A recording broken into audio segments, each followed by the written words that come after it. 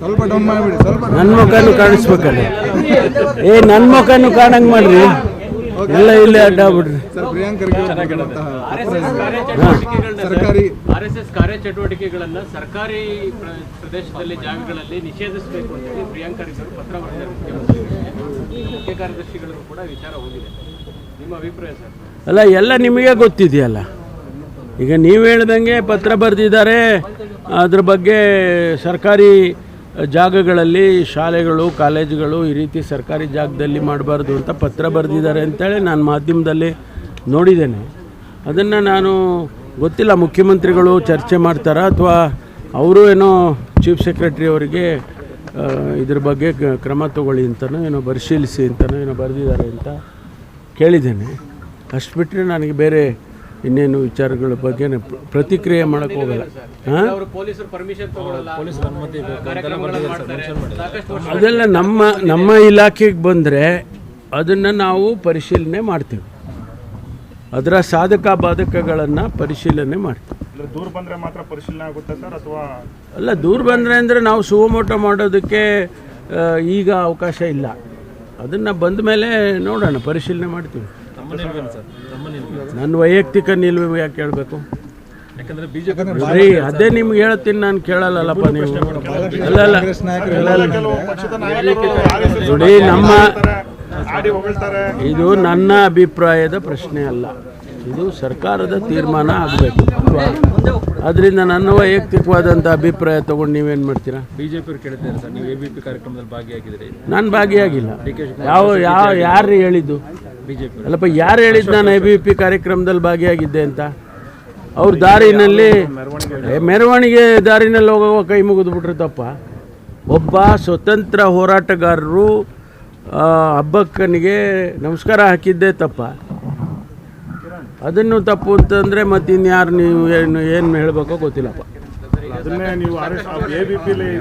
ಅದೇನಾರ ಹೇಳ್ಕೊಳ್ಳಿ ಬಿಡಿ, ಅವ್ರೇನಾರ ಹೇಳ್ಕೊಳ್ಳಿ, ಅದು ಬೇರೆ ಪ್ರಶ್ನೆ. ನಾನು ಕ್ಲಾರಿಫಿಕೇಶನ್ ಅವತ್ತು ಕೊಟ್ಟಿದ್ದೀನಿ, ಇವತ್ತು ಕೊಡ್ತೀನಿ. ಸರ್, ಆಮೇಲೆ ಸದನದಲ್ಲೂ ಕೂಡ ಹಿಂದೆ ಪೊಲೀಸ್ ಅನುಮತಿಗಳು ಸಿಗ್ತಾ ಇಲ್ಲ ಅಂತ ನಿಮ್ಮ ಪಕ್ಷದ ನಾಯಕರೇ ಸದನದಲ್ಲಿ ಪ್ರಶ್ನೆ ಎತ್ತಿದ್ರು. ಏನಕ್ಕೆ?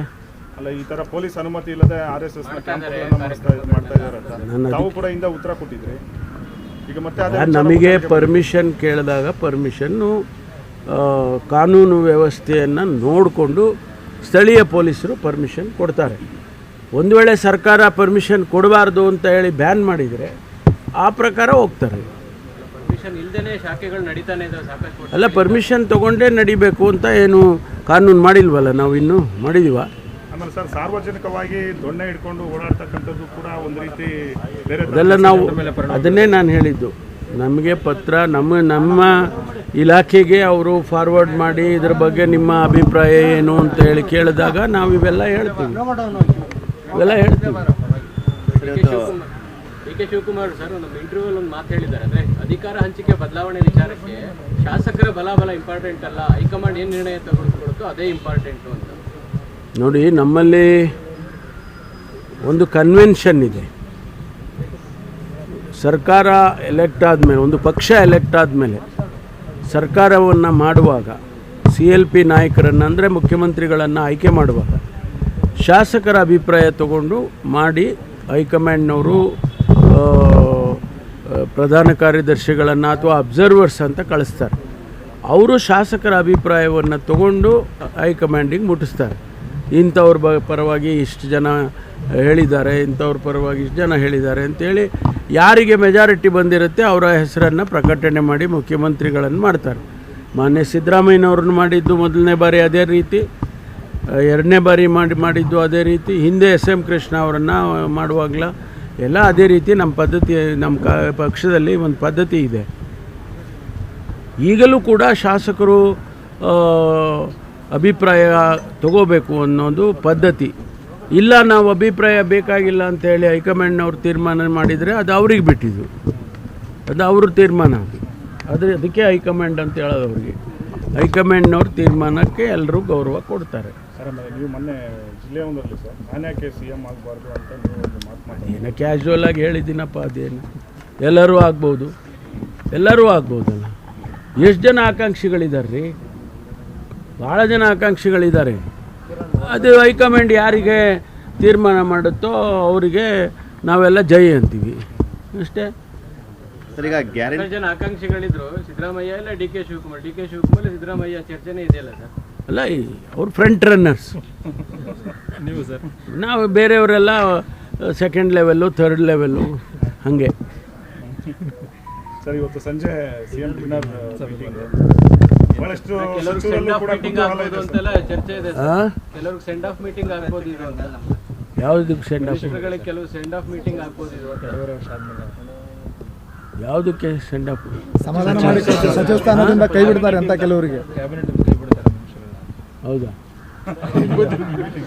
ಸರ್, ಈಗ ನೋಡ್ರಿ, ಮುಖ್ಯಮಂತ್ರಿಗಳು ಯಾವಾಗಲೂ ಊಟಕ್ಕೆ ಕರೀತಾ ಇರ್ತಾರೆ. ಒಂದು 6 ತಿಂಗಳಿಗೊಂದು ಸಾರಿ ಅಥವಾ 3 ತಿಂಗಳಿಗೊಂದು ಸಾರಿ, ಕೆಲವು ಟೈಮ್ನಲ್ಲಿ ಸೆಷನ್ ಇರುವಾಗ ಕರೀತಾರೆ. ಅದು ಒಂದು ಸಂಪ್ರದಾಯದ ಥರ ಆಗಿದೆ ಅದು. ಕೆಲವು ಮಂತ್ರಿಗಳು ಕೂಡ ತಾವು ನೋಡಿದ್ದೀರ, ಮಂತ್ರಿಗಳು ಕೂಡ ಬ್ಯಾಂಕ್ವೆಟ್ ಹಾಲ್ನಲ್ಲಿ ಊಟ ಕೊಟ್ಟಿರೋದು ನೋಡಿಲ್ವ ನೀವು? ಕರೀತಾರೆ. ಅದೇ ರೀತಿ ಕರೆದಿರೋ, ಅದೇನು ದೊಡ್ಡ ವಿಚಾರ ಏನಲ್ಲ. ನನ್ನ ದೃಷ್ಟಿಯಲ್ಲಿ ಅದೇನು ದೊಡ್ಡ ವಿಚಾರ ಅಲ್ಲ. ಬಜೆಟ್ ಸಂದರ್ಭದಲ್ಲಿ, ಅಧಿವೇಶನ ಸಂದರ್ಭದಲ್ಲಿ ಕರೆಯೋದು ನೋಡಿದೀವಿ ಸರ್. ಈಗ ಆ ಸಂದರ್ಭ ಈಗ ಬೇರೆ ಆಗಿದೆಯಲ್ಲ ಸರ್. 2.5 ವರ್ಷ ಹತ್ರ ಆಗ್ತಿರೋದ್ರಿಂದ ಕರೆದಿರೋದ್ರಿಂದಲೇ ಇಷ್ಟು ಚರ್ಚೆ ಆಗ್ತಾ ಇರೋದು. ಅದಕ್ಕೂ ಸಂಬಂಧ ಇದೆ ಅಂತ ನನಗೇನು ಅನಿಸಲ್ಲ. ಊಟ ಮಾಡೋದಕ್ಕೂ 2.5 ವರ್ಷ ಆಗೋದಕ್ಕೂ ಸಂಬಂಧ ಏನಿದೆ? ಅದೇನು ಕಲೆಕ್ಷನ್ ಮಾಡೋದಕ್ಕೆ ಯಾವುದು? ಬಿಜೆಪಿ ಅವರು ಟೀಕೆ ಬಿಹಾರ ಎಲೆಕ್ಷನ್ಗೆ ಕಲೆಕ್ಷನ್ಗೋಸ್ಕರ ಕರೆದಿದ್ದಾರೆ ಮುಖ್ಯಮಂತ್ರಿಗಳು. ಯಾರು ಅಲ್ಲಿ ಕೂತ್ಕೊಂಡು ಅಂಗಡಿ ಇಡ್ತಾರೆ. ಅವ್ರೇನ್ರಿ, ಅವ್ರು ಏನು ಬೇಕಾದ್ರೂ ಮಾತಾಡ್ತಾರೆ. ಬಿ ಜೆ ಪಿ ಅವ್ರಿಗೇನು ಹಿಂಗೆ ಮಾತಾಡಬೇಕು ಹಂಗೆ ಮಾತಾಡಬೇಕು ಅಂತ ಏನಿಲ್ಲ. ಏನು ಬೇಕಾದ್ರೂ ಮಾತಾಡ್ತಾರೆ. ವಿರೋಧ ಪಕ್ಷದಲ್ಲಿ ಇದ್ಕೊಂಡು ಏನು ಬೇಕಾದ್ರೂ ಮಾತಾಡ್ತಾರೆ. ಸರ್, ಈಗ ಗ್ಯಾರಂಟಿ ಬಗ್ಗೆ RV ದೇಶಪಾಂಡೆ ಅವರು ಟೀಕೆ ಮಾಡಿದರೆ, ಅಭಿವೃದ್ಧಿ ಆಗ್ತಾ ಇಲ್ಲ, ಇದು ನಾನು ಮುಖ್ಯಮಂತ್ರಿ ಆಗಿದ್ರೆ ಗ್ಯಾರಂಟಿನೇ ಕೊಡ್ತಿರ್ಲಿಲ್ಲ ಅಂತ ಹೇಳಿ. ಅಂದ್ರೆ ಅಭಿವೃದ್ಧಿ ಆಗ್ತಿರೋ ಹೇಗೆ? ಅವ್ರು ಆದಾಗ ಕೊಡದೇ ಇರಲಿ, ಅವರಾದಾಗ ನಿಲ್ಲಿಸ್ಲಿ. ಅಲ್ಲ, ಅಭಿವೃದ್ಧಿ ಏನಾದ್ರು ಕುಂಠಿತ ಆಗಿದೆ ಗ್ಯಾರಂಟಿಗಳಿಗೆ? ಎಲ್ಲಿದೆಪ್ಪ? ನಿಮಗೆ ಕಾಣಿಸ್ತಾ ಇದೆಯಲ್ವಾ? ಸಾಕಷ್ಟು ಕೆಲಸಗಳು ಪ್ರತಿ ಜಿಲ್ಲೆನಲ್ಲೂ ನಾವುಗಳು ಹೋದಾಗ 100 ಕೋಟಿ 1000 ಕೋಟಿ ರೂಪಾಯಿ ಕೆಲಸಗಳನ್ನು ಮುಖ್ಯಮಂತ್ರಿಗಳು ಇಲ್ಲ ಉದ್ಘಾಟನೆ ಮಾಡ್ತಾ ಇದ್ದಾರೆ, ಇಲ್ಲ ಅಡಿಗಲ್ ಹಾಕ್ತಾ ಇದ್ದಾರೆ. ನಮ್ಮ ಜಿಲ್ಲೆಗೇ 3 ಬಾರಿ ಬಂದಿದ್ದಾರೆ. 3 ಬಾರಿನೂ ಕೂಡ 1000 ಕೋಟಿ ರೂಪಾಯಿ ಅಭಿವೃದ್ಧಿಗೆ ಅಡಿಗಲ್ ಹಾಕಿದ್ದಾರೆ, ಉದ್ಘಾಟನೆ ಮಾಡಿದ್ದಾರೆ. ಈಗ ಮತ್ತೆ ನವೆಂಬರ್ 7ನೇ ತಾರೀಕು ನನಗೆ ಸಮಯ ಕೊಟ್ಟಿದ್ದಾರೆ. ತುಮಕೂರು ವಿಶ್ವವಿದ್ಯಾನಿಲಯ ಉದ್ಘಾಟನೆ ಮಾಡಬೇಕು ಅಂತ ನಮ್ಮ ವಿಸಿ ಅವರೆಲ್ಲ ಇದ್ರು ಸರ್, ಅವರು ಕೊಟ್ಟಿದ್ದಾರೆ, ಗವರ್ನರು ಅವರು. ಅದರ ಜೊತೆಯಲ್ಲಿ ತುಮಕೂರಿನ ಸರ್ಕಾರಿ ಆಸ್ಪತ್ರೆಗೆ, ಡಿಸ್ಟ್ರಿಕ್ಟ್ ಆಸ್ಪತ್ರೆಗೆ ಅದನ್ನು ಹೊಡೆದು ಕಟ್ಟಬೇಕು ಅಂತೇಳಿ 130 ಕೋಟಿ ರೂಪಾಯಿ ಮಂಜೂರಾತಿ ಆಗಿದೆ. ಆ ಕೆಲಸ ಅಡಿಗಲ್ ಹಾಕ್ತಾರೆ. ನರ್ಸಿಂಗ್ ಕಾಲೇಜ್, ಸರ್ಕಾರಿ ನರ್ಸಿಂಗ್ ಕಾಲೇಜು, ಆಮೇಲಿಂದ CCB ಅದೆಲ್ಲವೂ ಸೇರಿ ಒಂದು, ಆಮೇಲೆ TTP ಅಂತ ಅಂದರೆ ಟರ್ಷರಿ ಟ್ರೀಟ್ಮೆಂಟ್ ಪ್ಲ್ಯಾಂಟು, ಅದು ಕೂಡ 130 ಕೋಟಿನಲ್ಲಿ ರೆಡಿ ಇದೆ, ಅದು ಉದ್ಘಾಟನೆ ಮಾಡ್ತಾರೆ. ಇವೆಲ್ಲ ಅಭಿವೃದ್ಧಿ ಅಲ್ವಾ? ಅಭಿವೃದ್ಧಿ ಕುಂಠಿತ ಆಗಿದೆ ಅಂದರೆ ಹೆಂಗೆ ಕುಂಠಿತ ಆಗುತ್ತೆ? ಇವ್ರು ಹೇಳಿದ್ರೆ ಮಾತ್ರ ಕುಂಠಿತ ಆಗೋದಿಲ್ಲ ಅಂತ. ಅವರು ಹಿರಿಯ ನಾಯಕರು, ಅವರ ಅಭಿಪ್ರಾಯವನ್ನು ಅವ್ರು ಹೇಳಿದ್ದಾರೆ. ಅದು ಸರ್ಕಾರದ ಅಭಿಪ್ರಾಯ ಆಗೋದಿಲ್ವಲ್ಲ. ಸರ್ಕಾರ ಇವೆಲ್ಲ ಯೋಚನೆ ಮಾಡಿಯೇ ತೀರ್ಮಾನ ಮಾಡಿ ಗ್ಯಾರಂಟಿಗಳನ್ನು ಕೊಟ್ಟಿರೋದು. ಅದಕ್ಕೆ ನಾವು ಇದನ್ನು ಅಭಿವೃದ್ಧಿಯನ್ನು ಹೋಲಿಸೋದಕ್ಕೆ ಹೋಗೋಕ್ಕಾಗಲ್ಲ. ಸರ್, ನಿನ್ನೆ ಸರ್ ಮುನ್ರತ್ನ ಅವರು DK ಶಿವಕುಮಾರ್ ಅವರ ಕಾರ್ಯಕ್ರಮಕ್ಕೆ ಹೋಗಿ ತುಂಬ ಒಂದು ಡ್ರಾಮಾ ಮಾಡಿದ್ದಾರೆ. ನಮ್ಮನ್ನು ಕರೆದಿಲ್ಲ ಅಂತ ಮೈಕೆಲ್ಲ ಪೊಲೀಸರು ಅಲ್ಲೇ ನಡೆಸಲಾಗಿದೆ ಆರೋಪ ಎಲ್ಲ ಮಾಡಿದ್ದಾರೆ. ಅಲ್ಲ, ನೀವು ಹೇಳ್ದಂಗೆ ಅದು ಹೈ ಡ್ರಾಮಾ. ನೀವೇ ಹೇಳ್ತಾ ಇದ್ದೀರಾ ಹೈ ಡ್ರಾಮಾ ಅಂತ, ನಾವೇನೇನು? Thank you sir. ಸರ್